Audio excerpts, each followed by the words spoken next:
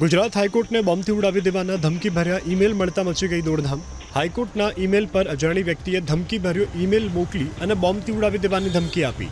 હાઈકોર્ટના chief જસ્ટિસની સૂચનાથી high court પરિસર ખાલી કરવામાં આવ્યું। તમામ વકીલો, પક્ષકારો અને કોર્ટના સ્ટાફને કોર્ટ પરિસર છોડવાની સૂચના આપવામાં આવી। સવારે 10:45 કલાકે હાઈકોર્ટના ઈમેલ આઈડી ઉપર એક મેલ મળ્યો, જેમાં સાંજે બોમ્બથી કોર્ટને ઉડાવી દેવાની ધમકી મળી હતી। જેના પગલે હાઈકોર્ટે કલેક્ટર અને પોલીસને જાણ કરી।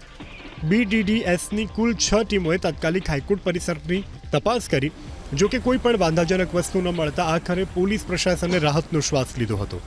હાલ તો ડીવાયએસપી કક્ષાના અધિકારીઓને સુરક્ષા માટે નિમણૂક કરાયા છે। SRPની 2 કંપનીઓ પણ અત્યારે તૈનાત કરવામાં આવી છે। બીજી તરફ ધમકીભર્યો ઈમેલ કોણે અને ક્યાંથી મોકલ્યો તે અંગે તપાસ ચાલી રહી છે। ગુજરાત હાઈકોર્ટને બોમ્બથી ઉડાવી દેવાના ધમકીભર્યા ઈમેલ મળતા મચી ગઈ દોડધામ। હાઈકોર્ટના ઈમેલ પર અજાણી વ્યક્તિએ ધમકીભર્યો ઈમેલ મોકલી અને બોમ્બથી ઉડાવી દેવાની ધમકી આપી। હાઈકોર્ટના ચીફ જસ્ટિસની સૂચનાથી હાઈકોર્ટ પરિસર ખાલી કરવામાં આવ્યું।